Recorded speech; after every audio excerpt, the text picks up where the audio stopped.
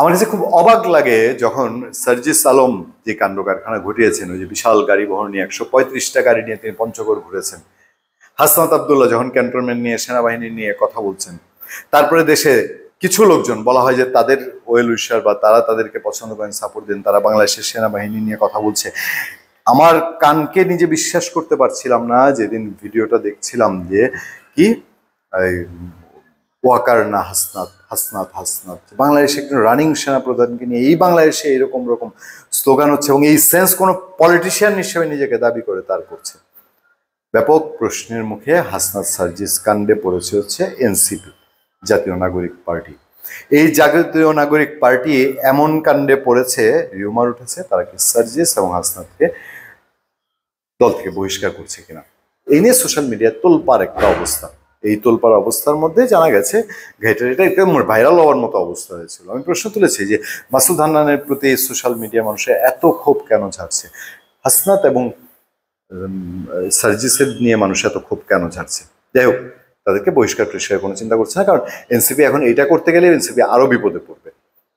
এমনি একটা অস্বস্তিকর পরিস্থিতির মধ্যে আছে হাসনাত আব্দুলকে নিয়ে, তারা এই একেবারে ভার, তাদের কাঁধে বিশাল রকম একটা ভার, সেই সিচুয়েশন ট্যাকেল দেওয়ার চেষ্টা করছে। এবার আসেন, এই মানুষগুলো একটা খোলস ছেড়ে বের হয়ে আসার চেষ্টা করছে। খোলস ছেড়ে কি, এই সার্জিস এবং হাসনাত তার নিজের দলে বেশ কিছু প্রশ্নের সম্মুখীন করেছে। হাসনাত যখন ক্যান্টনমেন্ট নিয়ে সেনাপ্রধান নিয়ে কথা বলছে, এই ফেসবুকে তাদের যুদ্ধ, সেইখানে এসে নাসিরউদ্দিন পাটোয়ারি বা সার্জিস কমেন্ট করছে, সেগুলোর সাথে হাসনাতের কথাবার্তা মিলে না।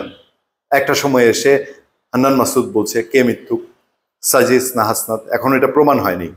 সেনাপ্রধানে বা সেনাবাহিনীর সম্পর্কে, সেনাবাহিনীতে গিয়ে মিটিং সম্পর্কে দুইজন দুই বক্তব্য দিয়েছেন, এই দুই বক্তব্যের মধ্যে কোনটা সত্যি কোনটা মিথ্যা এখনো প্রমাণ হয়নি।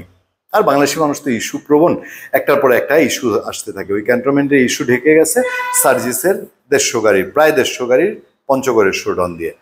এখন সার্জিস কি বলার চেষ্টা করছে, বলছে যে মঞ্চে যারা মাইকে, মোটামুটি সার্জিসের বক্তব্য যারা পড়বেন, সবটা পড়লে যেটা সারমর্ম বের হয়, আমার কাছে এটা সারমর্ম বের হচ্ছে, যে মাইকে এনে তারা যা বলে, মিষ্টি মিষ্টি কথা আওয়ামী লীগও বলে, বিএনপিও বলে, বাংলাদেশের সব একেবারে হিপোক্রেট পলিটিশিয়ানরা সেভাবে বলে, কিন্তু মাইকের কথা বাস্তবে প্রতিফলন করা সম্ভব নয়। এই গানটা সে আবার জাতিকে না, এই গানটা সে আবার দিচ্ছে তারই একজন সহকর্মী, রানিং মেট ডাক্তার জারাকে, যে চ্যালেঞ্জ করেছে যে সার্জিক্যালসের এই যে টাকা পয়সা এত এত খরচ করে এরকম শোডাউন করা, এইটা রাজনীতির স্বচ্ছতা, এবং সে তারা যে ভালো বুলির কথা বলে, যে দেশে নতুন চেঞ্জ, কি নতুন বন্দোবস্ত চালু হবে বাংলাদেশে, নতুন রাজনৈতিক বন্দোবস্ত। সার্জিস এখন বোঝানোর চেষ্টা করছে, আরে এই বন্দোবস্তের কথা বললে তো 95% আসনেই এই এনসিপির নেতারা ফেল করবে, শুধু ফেল না জামানত হারাবে। কি করতে হবে, আমি যেটা বুঝলাম তার লেখা থেকে, ওই আওয়ামী লীগ বিএনপি যেমনি ইলেকশনে পাশ করে কারি কারি টাকা ঢালে, মাসল দেখায়, এই পথটা সার্জিস আলম বেছে নিছেন কিনা।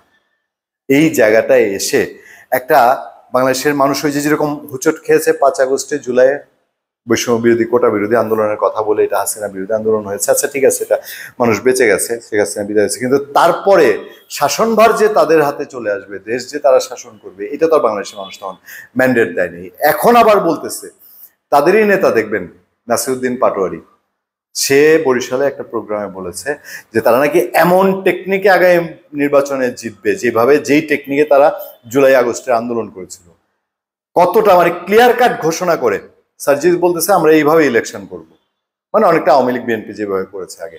তাদের আরেক নেতা নাসিরউদ্দিন পাটোয়ারি বলতেছে কিছু একটা টেকনিকে তারা জিতে আসবে, জনগণের ভোটের তাইলে তাদেরও দরকার নেই, তো শেখ হাসিনারও তো সেই ভোটেরই দরকার ছিল না, তো আপনি কেন বাবা তাইলে আমাদের দিয়ে শেখ হাসিনায় দৌড়াইলেন, আর আপনার সামনে কি আছে। ধন্যবাদ সবাইকে, ভালো থাকবেন, সুস্থ থাকবেন, সত্য করুণা এবং সহনশীলতার সাথে। আপনাদের সাথে আমি আতিক রহমান পূর্ণিয়া।